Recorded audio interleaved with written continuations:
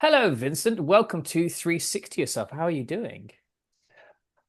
Oh, well. A big sigh, a big sigh. So we're recording. So just for context, right? We're recording this a week after Trump has won the election. That's what the big sigh was.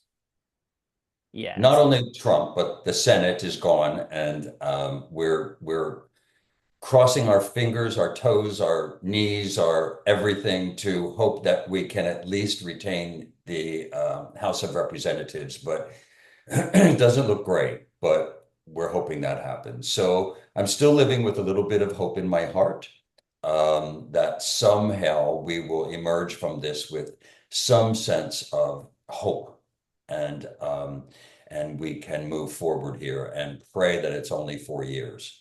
Well, So, he can't come in after 4 more years, can he? Is that how? Yeah, is not allowed well, to, is this he? the frightening thing is that who knows what this man is going to try to do, and with the people behind him, like the Supreme Court and the Senate. I mean, he could, his goal is to become a dictator like Putin, an autocrat. That's what his joy is. I mean, he said many times, I never should have even let them take me out of the White House when I was there the last time.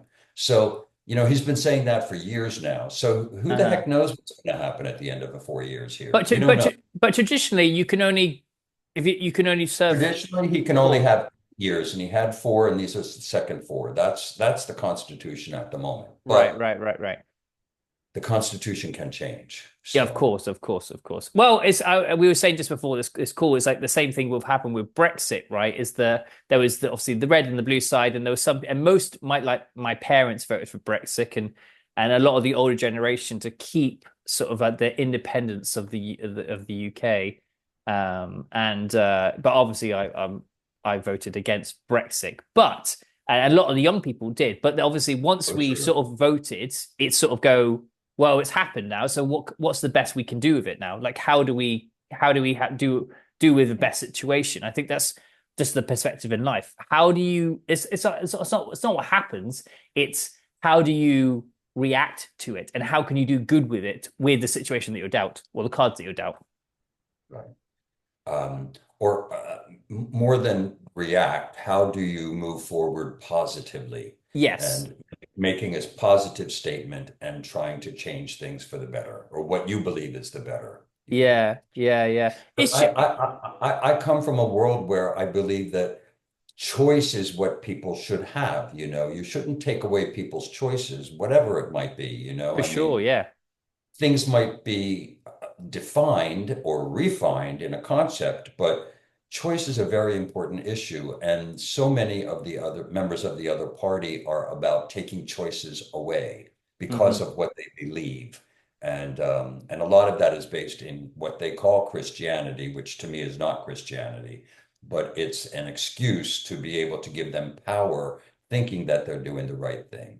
And so, anyway, blah, blah, blah. It's all perspective in life, isn't it? I mean, there's Absolutely. this really beautiful film by Cillian Murphy, which is all about sort of the Catholic Church and how they sort of were doing thing, not doing things so great. But he said this really great thing. He said, it's not religion that we're talking about. It's just a certain institution that has taken a different perspective. And Oh, yeah.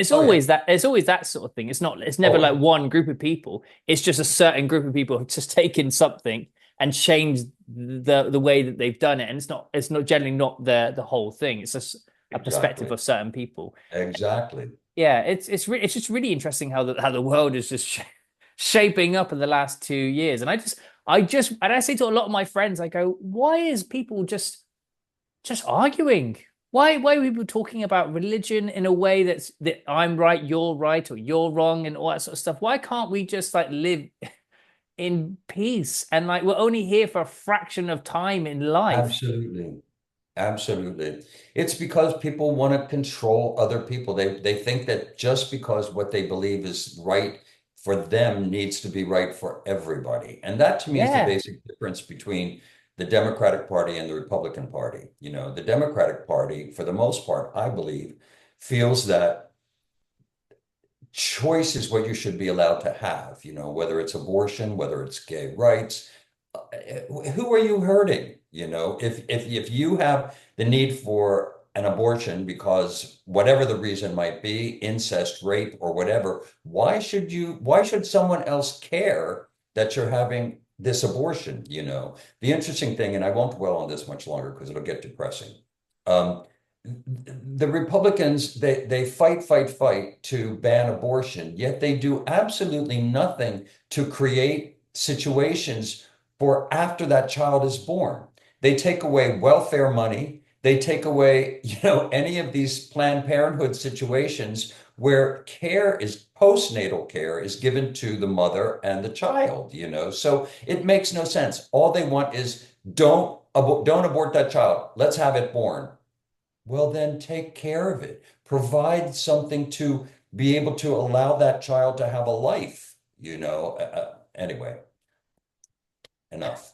No, it's Hi, because Jamie. yeah, no, it is. It's important to talk about these things though. Like we had recently on the podcast about with Tamsin talking about menopause. That women like these conversations just need to be had, right? The Absolutely. abortion, menopause, gender rights, equality. Like these conversations need to be had and need to be Absolutely. vocalized. And then you go, well, how do we solve the problem?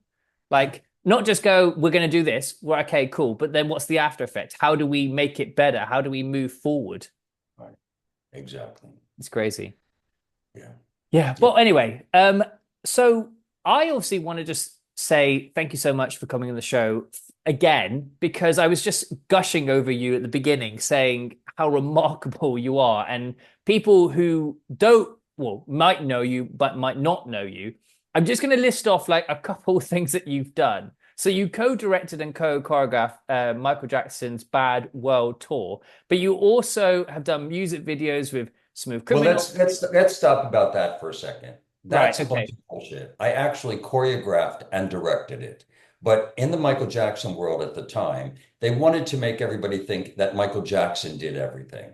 Michael Jackson didn't Ah, choreograph a step, and Michael yes. Jackson could never direct a show. And I love Michael Jackson, but I'm just saying that credit is the bad credit that I got because of the management. So I actually Oh, directed right. and I choreographed it. I thought it was like a co-creator, another person who's co-directing. I didn't know if it was like a co with Michael Jackson sort of thing. Yeah. Okay. Well, okay. So you directed and you choreographed the Bad World Tour, but then also had your hand in the creative brilliance of Smooth Criminal, the way you make me feel, Diana, Black and White. I mean, the list goes on, right? I mean, that's just MJ. That's not just talking about Madonna, right?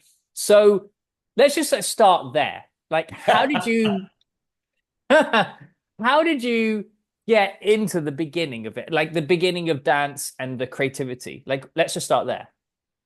Of dance or Michael Jackson? I'm sorry. Dance at the beginning. Like, how did you get into the world of the arts and then segue into MJ and that world?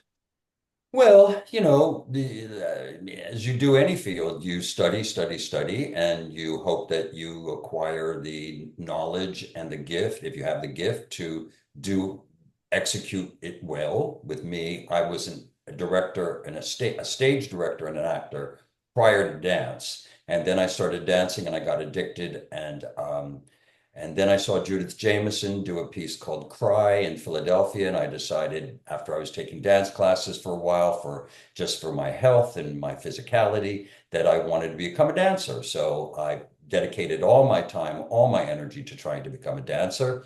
I moved from Arizona to Los Angeles, took classes every day and several classes every day and auditioned for everything I could. And that's basically what you have to do till you audition, multiple choreographers get to see you after a few times, they get to hire you. Um, that's what happened with my career. And then getting into the Michael Jackson world, that was because Michael Peters, who was an incredible choreographer, he and I danced together on a lot of projects. And then he started teaching, and I started working with him in class. And we put some people together and played late nights and just creating so that Michael could find his choreographic voice. And then he had the opportunity to step into Michael Jackson's world with Beat It.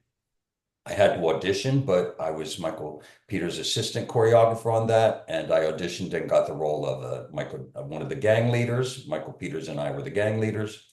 And then after that, with Michael Jackson, it was Thriller. Again, Michael Peters, and I assisted him on that again, and was a zombie. And then Michael Jackson started calling me to kind of take over things, and so that was kind of a very quick version of how I went from taking a dance class to working with Michael Jackson. I mean, okay, so let's just like get granular with this. So you're working with one of the biggest stars at the time. Was there ever any imposter syndrome or anxiety around that? No, Never? absolutely not. No. First of all, at that time, every star changes and morphs as they become more famous and more famous and more famous. At the beginning, especially, and Michael Jackson was always a wonderful, sweet man, but at the beginning, he was a wonderful, sweet kid. And so unpretentious, so kind, so shy, so unassuming, until the music came on, and then he turned into a monster. But it was that. It was just he was such a nice man, and I'm a nice guy, and we got along great together. And as the assistant choreographer, the choreographer creates all the movement. The assistant choreographer usually teaches it to the celebrity or the other dancers and kind of puts the whole thing together. Be sure that the movement is correct as the choreographer wants it. Be sure the movement is clean. So when Michael Jackson had questions, he often didn't go to Michael Peters. He often came to me. Vince, what's the move? What's the beat that I do this on, or something like that? So we formed that kind of friendly relationship, and Mm. that led into me, I guess, him believing in me as that I had the potential to do bigger things. Did you ever sort of, I mean, yeah, I always love asking people or finding out what people's journeys, like the plan, right? God's plan, your plan. Did you ever, I mean, you look back at your life now, where did you think you were going to be, or did you have any idea of did you even have a plan? Well, at that point, my only plan was to become a dancer. I started late, 25 and a half, just to dance. People kept telling me it wasn't going to happen. And I've always been of the mind that, who cares what other people say? It's about you and your focus and your path and the decision that you make. So the only difficulty for me was that I had made a promise to myself that I wasn't going to do another job as my main job and be dancing on the side. That if that was the case, I was going to give up dancing. And I was at that point where life threw it at me. I had $35 in my pocket. I hadn't eaten in a couple of days. A buddy took me to eat at a restaurant and it said waiter wanted. And I went to apply. They said, no, you have to come back at 5 o'clock to meet the manager. I had a dance card, what I thought was my last dance class. I went to take it. Oddly enough, a choreographer called. A man who owned the studio came in and asked for me. There was a phone call. This choreographer said he needed one more guy for a television show he was choreographing. Could he come and watch me in class? He came over, watched me for about 15 minutes, and gave me my first gig. So I never went back to the restaurant.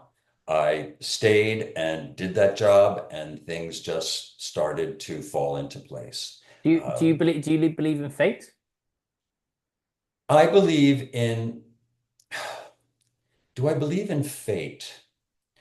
I, no, I don't think so. I believe that we make our own paths. I believe in, well, it's funny, karma, the true concept of karma is not something that happens to you while you're still living. It's something that happens post your death and what happens after that to you and how what you deserve for the life that you've lived. But we've all become to talk about karma as something that happens while we're alive. We put out bad vibes, bad things are going to happen to us. We put out good vibes, good things are going to happen to us. So I believe in that kind of karma as well, that if you are a good person, if you don't hurt other people or try to make try to become successful by stepping on other people's shoulders to get there, or to do,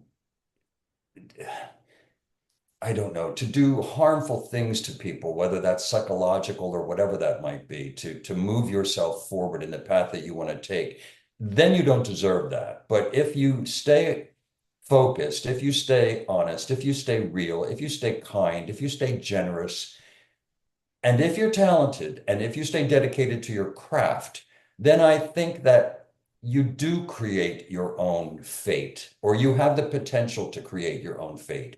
It's difficult. It's not easy. And complications and conflicts are there every step of the way. But it reinforces your belief in yourself if you surmount those difficulties and move past them.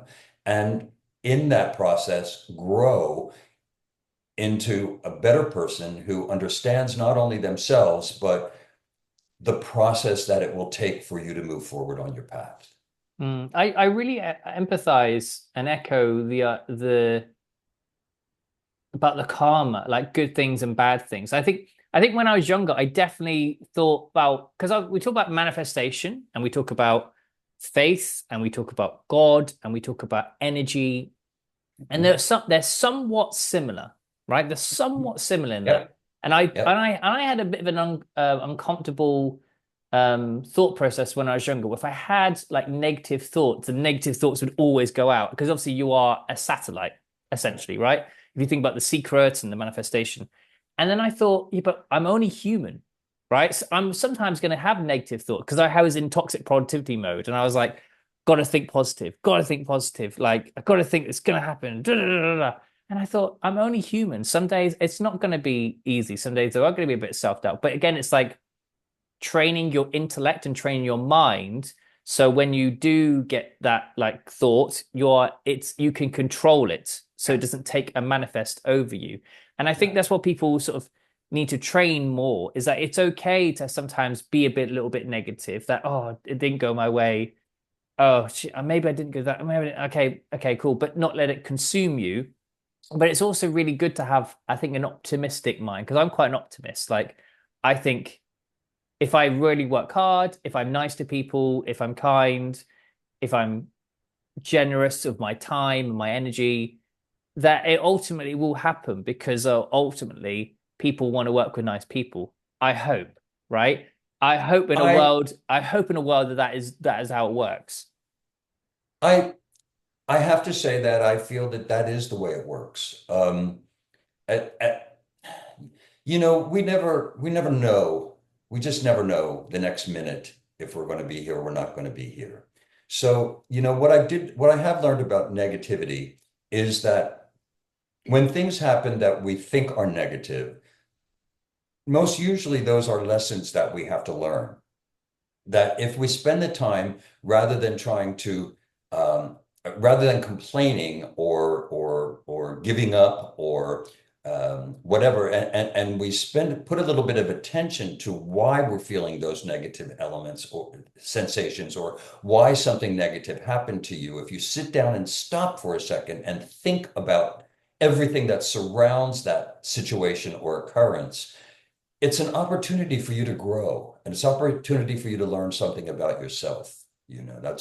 That's what I've found for myself, and that's the way I live, or Yeah, try to. because you honestly don't know from moment to moment. I was literally talking, I was at lunch today and I was talking about this thing about gratitude. Mm. And there was this guitarist someone introduced me to, who was apparently was absolutely amazing. He was at 19, he was as good as Van Halen. And he did, and I listened to, it's like a sort of classical orchestral guitar riff solo. And I listened to this 5 minute thing. I was like, God, it was amazing. It was, and he was only 19. And unfortunately, he had a condition where he lost all his mobility in his body, and he now creates music with his eyes at like 25. And you listen to him at 19, you're like, he was, I mean, just incredible on the guitar. And you go, oh, it's so sad that that happened, but amazing that he's still creating music through his eyes and stuff. But again, I said, you just never know. We're sitting here having lunch and I'm talking to you with a coffee, and I don't know what's going to happen to you tomorrow. You don't know what's going to happen to me tomorrow. And it's just, I was getting really granular and I was like, oh, I need to pick this up a little bit because I'm not very good at surface level. I'm always about like what it means to be alive and our purpose here. But not every, and this is the waiter I'm talking to. And I think she probably needed to go off somewhere.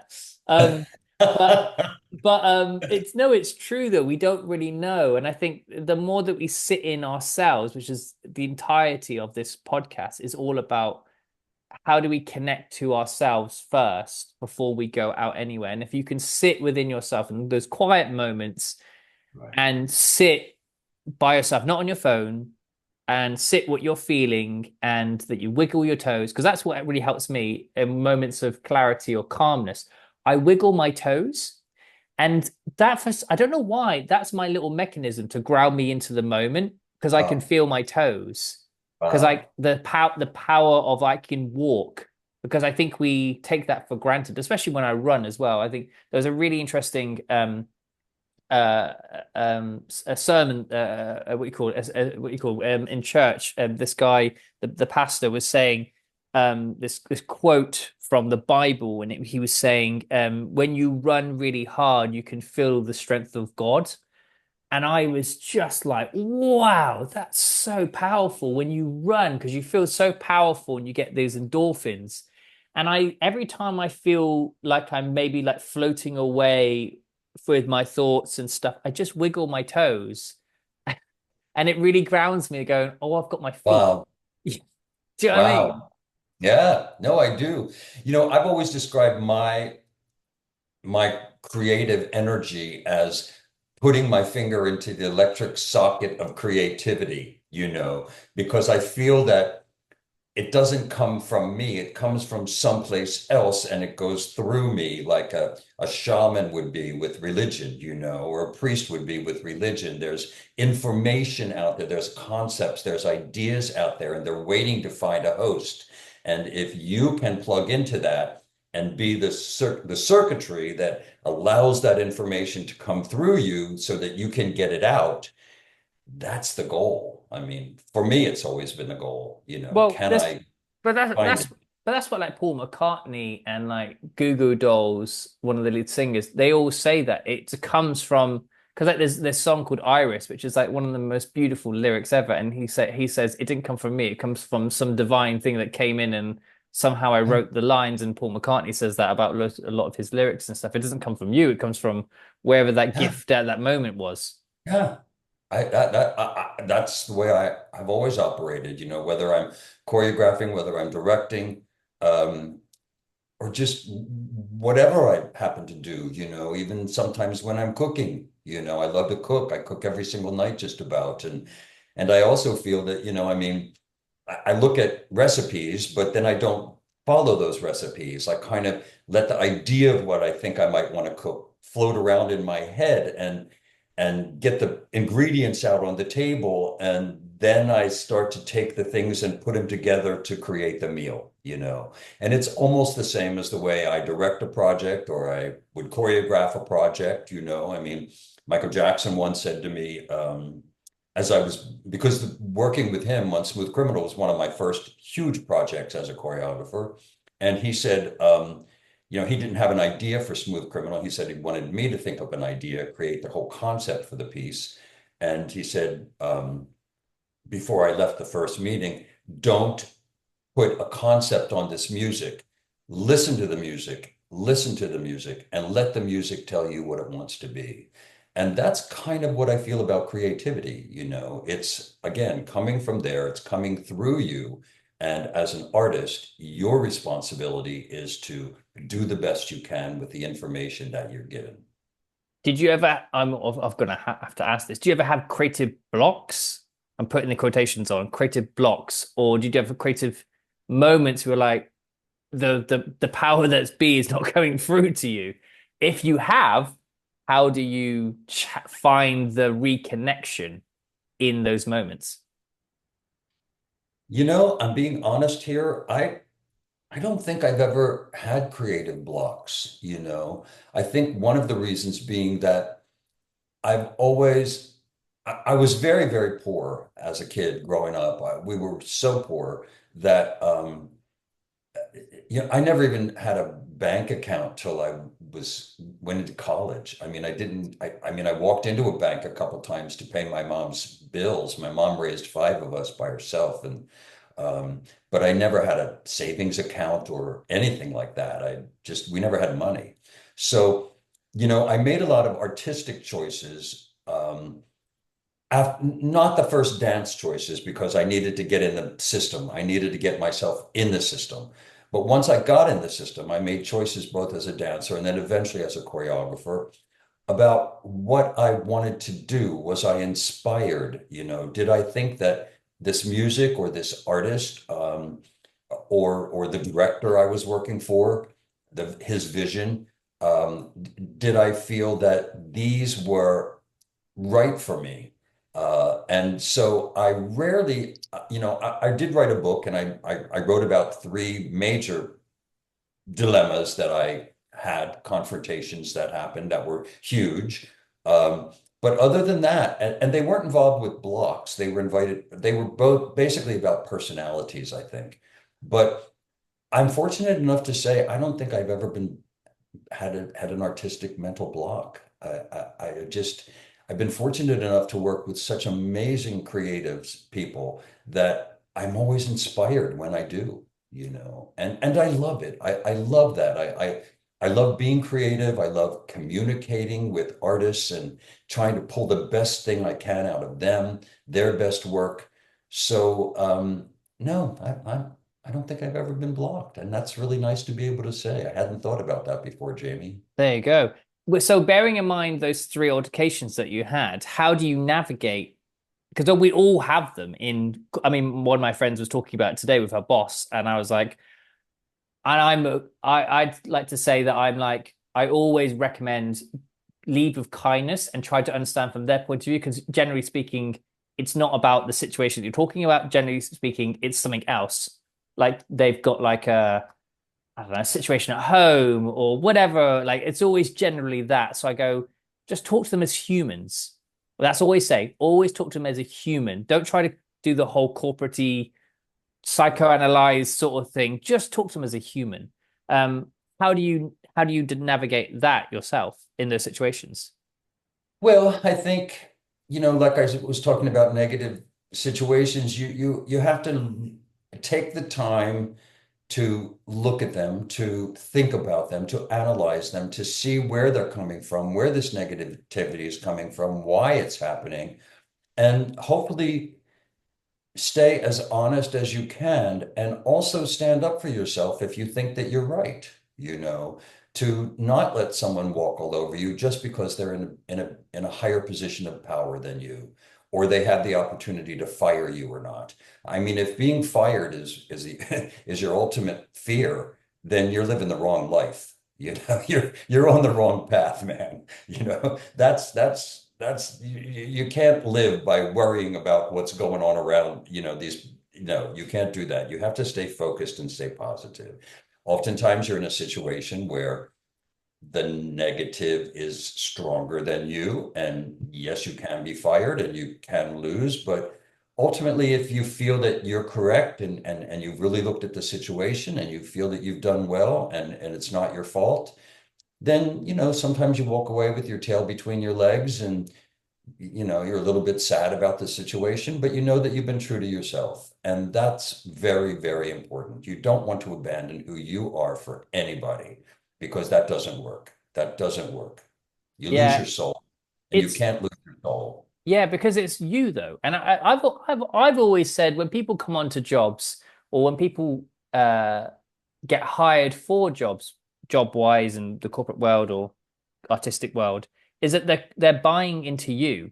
They're like the Yeah. whole point is that you're there is to bring your thing, whether it is your kindness or your energy or your creative flair, whatever it is. So I sometimes get frustrated sometimes when they sort of block my aura of me Hmm. because I'm Right. like you brought me here to do Right. me, so let me do me.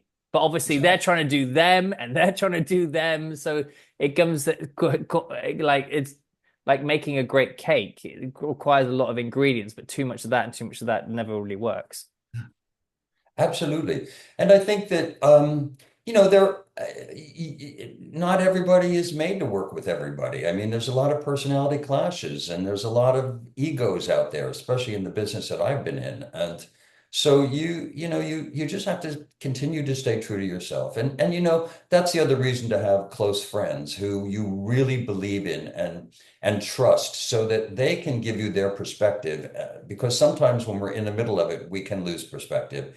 Yeah. We're too emotionally attached often. Mm. But if you can turn around to your best friends or your husband or your wife or partner or whatever and say, give me your perspective on this, please. I want it. Let me know what's happening here. What am I not seeing? Um, and yeah, I mean, it's a community effort, really. It really Life. is. So, talking about life, two questions. What is the most happiest memory of you, and what is the most saddest memory of your life? Oh, wow. Well, I guess one of the saddest, I lost a lot of people during AIDS, and so I don't have just one, but I have a lot of sad moments like that. Um, Losing my grandmother. My grandmother was so important in my life. She was really my refuge in a very difficult family beginning. And I could always go to my grandmom's and she would let me be who I wanted to be and believed in me. And as crazy as I was or weird as I was, she always supported my weirdness. And so losing her was very, very difficult. On the other hand, it was one of the happiest moments because I got to be with her when she passed away. So, but I have so many happy moments I've been such a happy man. I mean, I've had some of the most beautiful relationships anybody could have. I've had done some of the most incredible projects, creative projects anybody could ever wish to have. I've had the opportunity to be part of the lives and energy and careers of many of the most important, successful performers in our time. And thank you to MTV for that period of crazy period of renaissance where what you did, if it was well liked, was seen by millions, if not billions of people to share what you're creating as an artist. I mean, nothing could have been better. So I can't even give you one happy moment. I mean, I have so many happy moments in my life from my marriage to working with Michael and Madonna and Björk and Mike Nichols and Steven Spielberg, just Joe Pitka, people who were mentors to me and taught me so much, but trusted me so much and allowed me to do what I do. What I didn't bring me in and then try to harness me, brought me in so that I would make their project even more incredible and more dynamic. And they believed in me, they trusted me, they never said a word, they just let me go. So those have been my happiest moments creatively. Yeah. It's really interesting as just taking stock of your life, going, what is my happy moments to this date? What are the sad moments that make me, well, what are the sad moments that made me me? Because I think in life, I've been reflecting over the last 5, 6 months of my time, and it's only the moments of sadness, the moments of grief, struggle, pain that actually really grow. I mean, happy moments and successful moments are really, really great for us because they make us appreciate Yes. those moments. But it's the moments of sadness that really make you think about how you're moving in your space in a positive or negative way. And it's just interesting to take a moment, go, what was my saddest moment to this date? Because there's going to be so many sad moments, but there's also going to be loads of happy moments in the rest, and well, for more years to come, however you are, however old you are, right this moment, anyone listening, if you're in your 20s or 30s or 40s or 50s. And it's really interesting as well, like something that someone said to me today that my dad's dad passed away, I think at like his 60s, right? And that was like, I don't know, 19 in the 90s. And we're now in a generation now where people are living longer, right? But maybe when I get to like 80, people will be living to like 120, and that will be the norm. Because obviously in the 20s, people were only living to like 30, 40, right? And so we're living longer. So now it's like, okay, so there's gonna be more memories and more beautiful moments that you're going to treasure as well. And then everyone's going to be having not just 3 chapters in their life, but maybe 4 or 5 chapters of their life, which is quite lovely to think about. Is that you've got all these 80 years of memories, and maybe you've got another 40 years to go. Do you know what I mean? You never know. Exactly. Well, also, I mean, as much as I do put, hmm, I'm almost feel a dichotomy that there is this person who is the creative artist, and that enters into not only the entertainment world, but into my cooking and my gardening and all of that kind of stuff. But especially with the entertainment world, I always, it's not purely me. I mean, the Vincent Paterson artist is certainly purely me, and I commit myself 1 billion% to everything I do. But I never felt that any of those moments were going to personally affect my heart or the person that I was deeply, deeply inside in terms of my personal relationships with people. I carry who I am into those situations, those artistic situations, and I think that's one of the reasons I've been successful with people, because I'm honest, I'm nice, I'm funny, yet I work hard. I have a lot of attributes that I appreciate about myself in a creative environment. But any of those things, had they not worked out, I might have been crushed for a moment, but it's not the same as losing a friend, someone who dies. And it's a totally different thing. And yeah, there's a big, big difference between the two. And for me, anyway. And the personal have always been more important than the professional.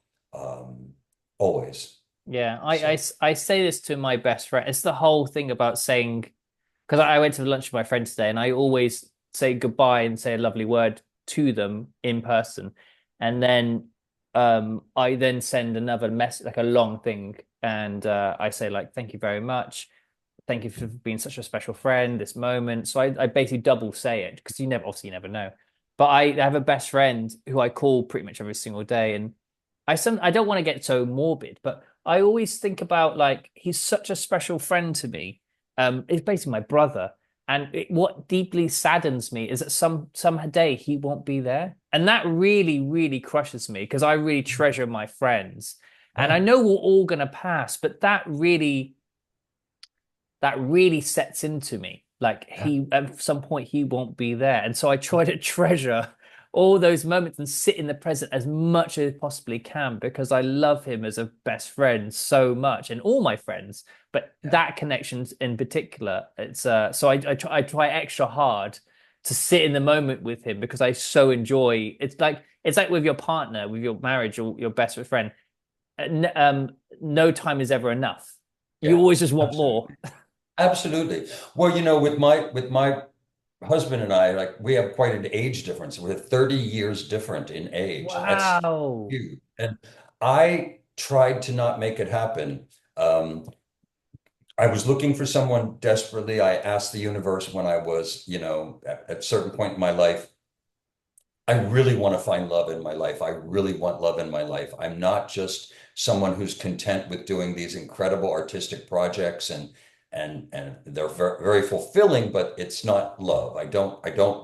It's not love. I want to find love in my life. Well, through circumstances, I met someone who was 30 years younger than me, and I tried to fight it. I tried to say, no, this is not going to work, because maybe it's working now, but as we get older, if we stay together, I'm going to age and you're going to still be in a very healthy place. And, so I that's a big that he was the one who kept pushing and saying, "Are you crazy? I mean, do you know how hard it is to find someone who you really, really love and trust? Don't be stupid,." Don't throw this away. So, we've been together for 15 years, married for 11, and it's beautiful, but I know that he has these thoughts a lot, like, oh my God, you're getting older. What am I going to do? I'm like, hey, we don't think about that. Remember, we said we're not going to think about that. We're living our lives daily, enjoying each other, having fun, enjoying our dog, having a great time. And we wrote music together for a while. He's a musician, and I said that's what this is about. So we don't think about the future. You could go before I go. Who Yeah, knows? you never know. You I never have know. my parents have a neighbor called Pat and George, good old names. And unfortunately George passed away not too long ago, but they were together for 62 years. Wow. Oh 62 God. years. I Wow. think he was 98 and she's like Oh, 92 or something like that. And I go, at that point, what do you do? What do you do after 62 years? I I was like, you know. just sort of like, I feel so sorry for her because I'm just like, I what do you do know. with your life now after 62 years? Must be so lonely, Yeah. I mean, but that's joy though. I mean, imagine the 62 years of love and joy compared absolute. to how many years now she's not with him. Yeah. So it Yeah. sort of it balances it all out. Yeah.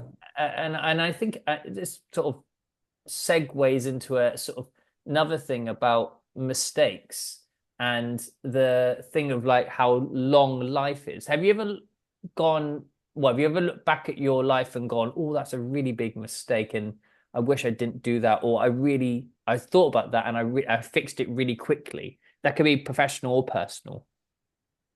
Yeah, I mean, I think that happens often. I think if you're perceptive enough and you care enough to want to make changes within yourself, then you do kind of, I don't want to say analyze, but examine might be a kinder word. Examine situations that might not work out and see what you may have done incorrectly and how you could remedy that situation so that the next time a situation like this falls into place, it won't happen.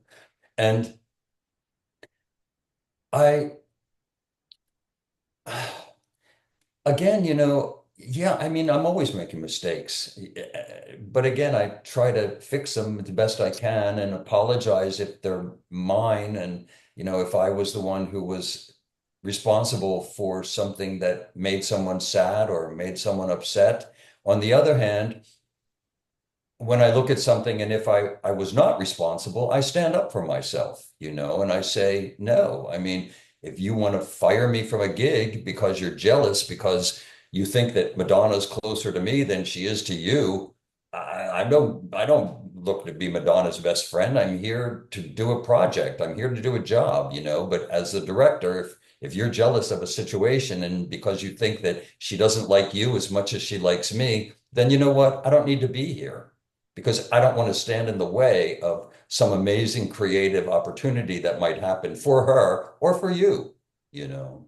And by that honesty, it usually brings solution and um, an understanding, you know.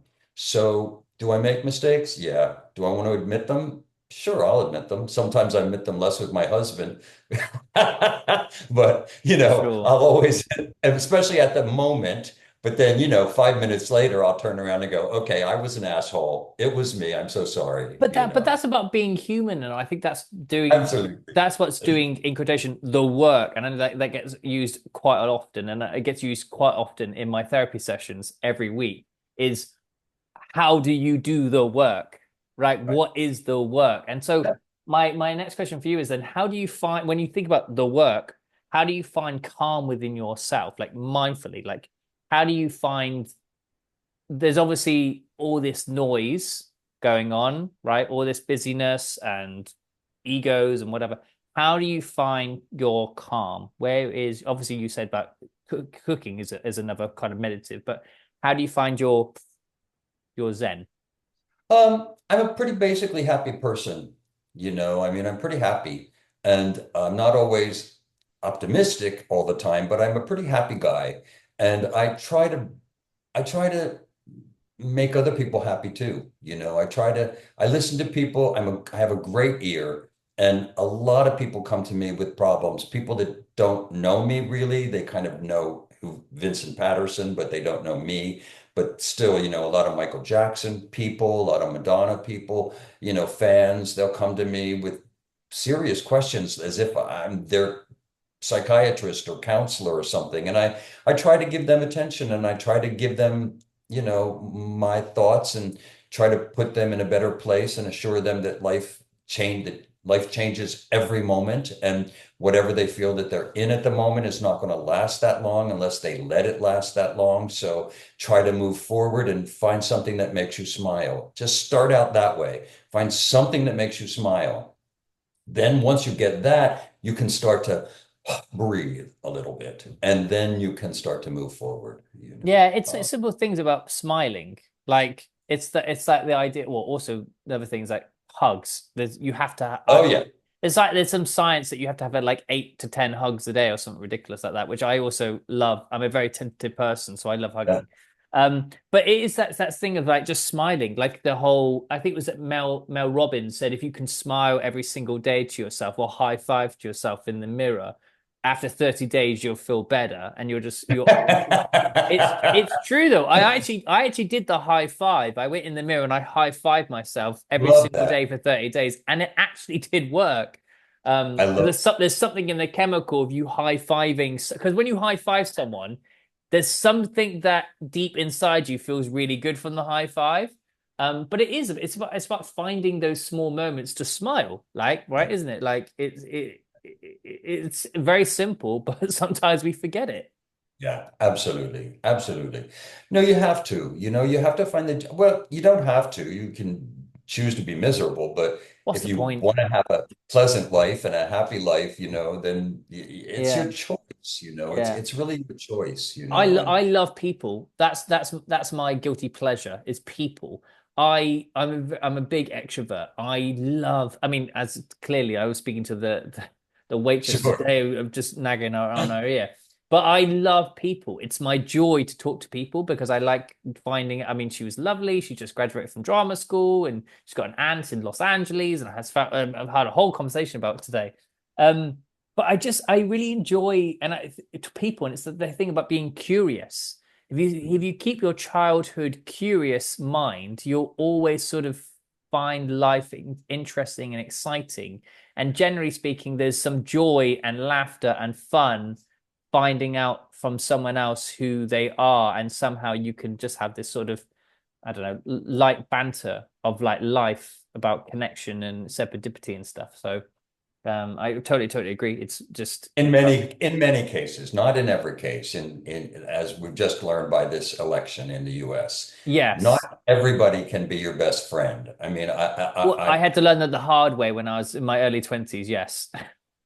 I'm not going to be friend with some white supremacist or some misogynist or some homophobe, just because they're another human being on the planet. No, I'm not. I'm not interested. If you are so filled with so much hatred, I don't really want to spend much time with you. I don't know when my time to go is, and I don't want my last minutes being with someone like that. Yeah, So, they need to do the you work. know, They need to get into therapy and actually go, where did that stem from? Where was it in your childhood? Where did it, where did you learn that behavior from? yeah, where did the hatred come from? Yeah, no one should really hate. I said that whole thing of it, it's too tiring to hate. It's easy just to love. Oh man, ain't that the truth? Yeah. Absolutely. And what I'd love to sort of know as well, like on a professional level, what was your probably favorite moment of like working with all these artists? Like, if you pinpoint going, oh, that was an amazing moment. Like, what one moment if you look back going, that was incredible.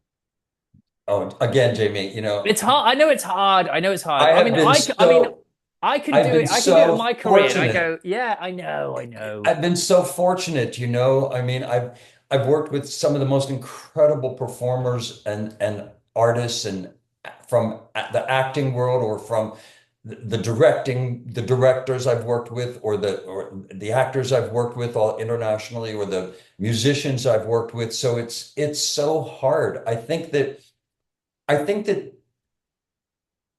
some of the best moments are when, after you meet with someone who you were going to collaborate with, whom you're going to collaborate, and you start to create.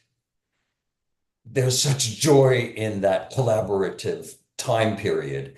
But when you do something that's successful, and I'm not talking about after it's been out to the public, but when you have had an idea with someone and you work on it and you create it and it's finished for yourselves, those are really happy moments where you've gone, oh my God, I've done it. I had a thought and it's been a long process and it's been accomplished and I'm happy with it. Those are highlights. Those are always highlights for me, you Mm. know.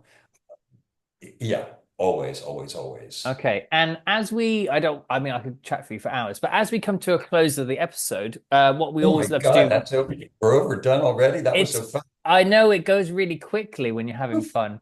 But we love to do a give back to our audience. What would you give back to your younger self or someone listening that's inspired you? Could be a book, could be a painting, could be a quote, could be anything. What would you give back? Well, I think two things. I think I would give the thought to listen to that inner self. Um, I wrote a book and I think that's a good give back. It's called Icons and Instincts, and I called it Instincts because I believe that we have a voice inside, the purest voice of who we are. And when we listen to that voice and we trust that voice and we follow that voice, our lives fall into place in the way that will make us the most happy. And people will say, well, I don't know what that voice is. And I said, yeah, you do know what that voice is. And I said, I'll give you a little example. You're drinking a glass of water, whatever, and you're moving around rather rapidly, and you sit it on the edge of a table. And that voice goes, don't put that there because you're going to knock it over. And you ignore that voice and you turn around and boom, and you knock it over, you know. We listen to the voice. The voice is always there. It's there to guide you, to talk to you, to to soothe you, to encourage you, to be the best you can be. Um, I could mention movies, I could mention art, I could mention music, but I think that all of those are auxiliary elements to listening to that voice inside. That's my advice. Pay attention to your inner self. And it's probably the pure one. I would totally, totally agree. Well, I want to say thank you so much for coming on 360. You have been 360'd. Thank you very much. Thank you, Jamie.